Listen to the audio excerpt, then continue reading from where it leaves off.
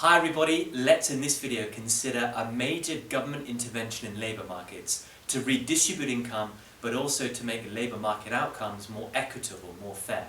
And that is the imposition of a national minimum wage by the government. In this video we're going to focus on the for and the against points of such a policy being enacted, and we're going to apply some of these points to key diagrams that you guys should look to use in your essays.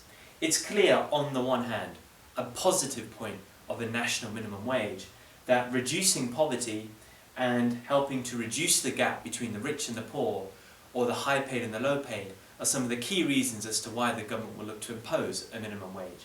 The diagram on the left makes it clear. We can see what a minimum wage does in a very basic labour market. The government will look to impose a minimum wage above the equilibrium wage level to help to make wages in certain professions fairer, close the gap between the rich and the poor. In that sense, those who get the minimum wage will see a boost to their earnings, will see a boost to their incomes and help to reduce poverty in a country. But also, of course, if this is a market where a lot of people are being paid very low wages at W1, we can reduce the gap between the rich and the poor, between the high paid and the low paid. So drawing a diagram like this, implementing a wage floor, which is what a minimum wage actually is, above the equilibrium, makes that point clear with higher wages.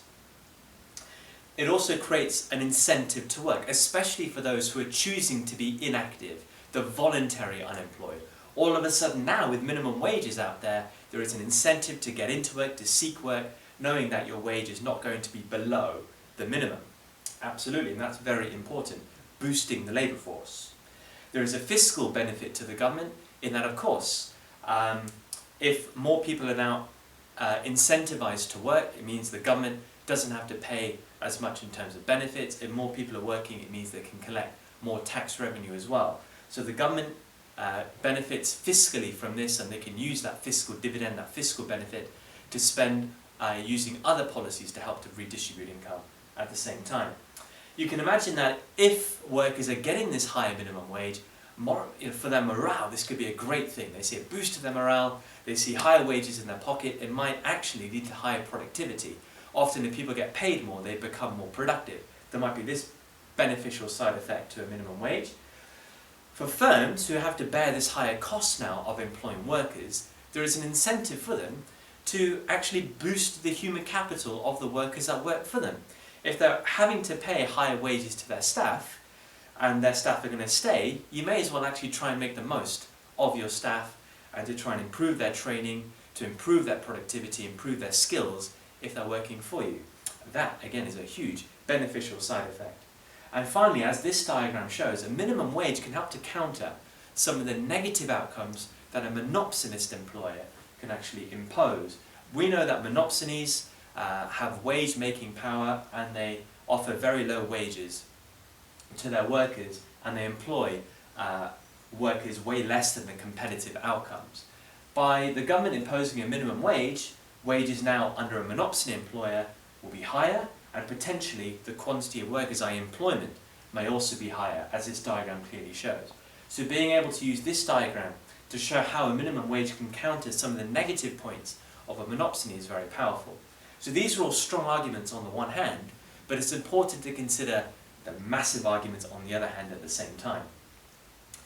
These two together, I would argue, are some of the biggest negative points of a minimum wage, and that is the unemployment that a minimum wage can bring. If we take this diagram on the left, we can actually show some of the unemployment.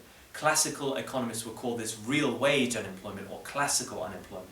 By imposing a wage greater than the competitive wage, what we create is an excess supply of labour.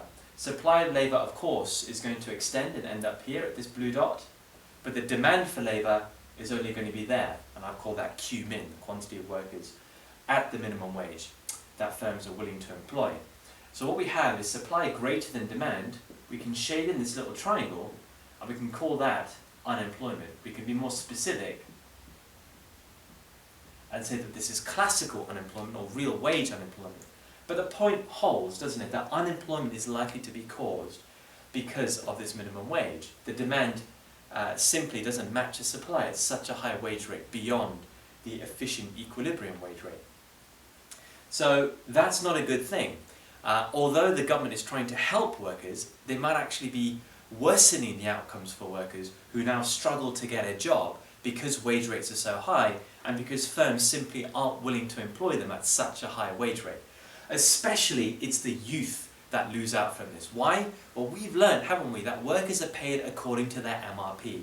The youth are less likely to have the experience, to have the skills, to have the productivity to justify them getting the minimum wage rate. So chances are it's the youth that are going to struggle to justify their employment at a minimum wage rate. And they could be the ones that lose out the most because of this. And that is terrible. That could lead to long-term unemployment because the youth then find it very hard to get into work. They don't gain the skills they need. The hysteresis impact of this could be significant. But to counter this, a bit of evaluation, we need to question the elasticity of demand for labour and supply of labour. The more inelastic demand and supply is, the less the impact of unemployment the minimum wage is going to bring. The more elastic, the greater the unemployment outcomes. So use this diagram to argue on the one hand, but also on the other hand. Very, very powerful. We also need to consider what might happen for those workers who are not paid the national minimum wage. Now, for those guys who are not going to be affected by this, who are being paid a salary much greater than the national minimum wage, or a wage much greater than the national minimum wage, they're very happy before the minimum wage is introduced because they're getting a wage differential. They're getting a higher wage than all of these lower paid workers. And they believe that they deserve that because the job that they're doing is harder, it's more strenuous, they require greater education, greater qualification to do it.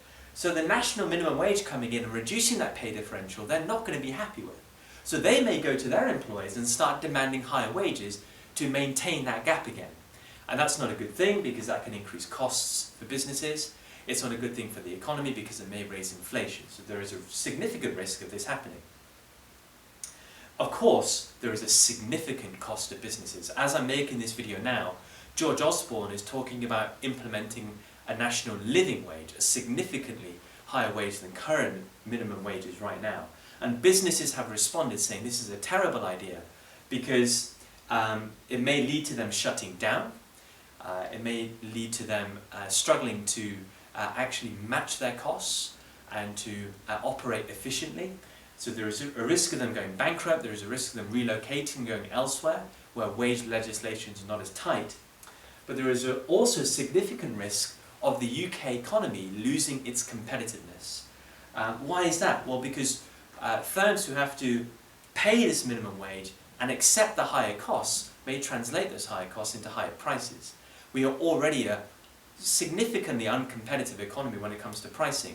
Hence we have such a large trade deficit. This is only likely to make things worse, people who argue against the minimum wage would say. At the same time, does this national minimum wage actually account for regional differences? We could argue not.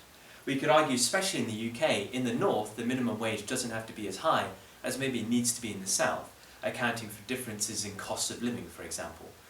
So if we introduce a national minimum wage, are we actually accounting for these regional differences in conditions, in prices, in costs? Maybe not. You would argue that down south in London, the minimum wage would have to be much higher for workers if they're paid on it to actually access a decent standard of living compared to up north. If we have one wage fits all minimum wage, we may argue that it's not necessarily doing its job properly. We also need to consider finally that the government actually might see a hit. So whilst we've actually argued that there might be a fiscal benefit to the government, we can counter that by saying, well, hang on, it depends. If the government is actually employing a majority of low-paid workers who would be paid the minimum wage, they might actually be hurt by implementing a minimum wage. And in the UK, the government employs a disproportionately large number of low-paid workers who are paid the minimum wage right now. So by increasing it, or a new government imposing it, where they're actually employing a lot of low-paid workers, their costs, i.e. the government costs, are going to be skyrocketing out of control potentially. The government finances may take a significant hit. And there may be some long-run consequences to this. So what we've covered here, guys, are the for and the against points of implementing a national minimum wage or increasing it. Hopefully now you understand this, you feel confident with this. Thank you so much for watching this very, very important video. I'll see you all next time.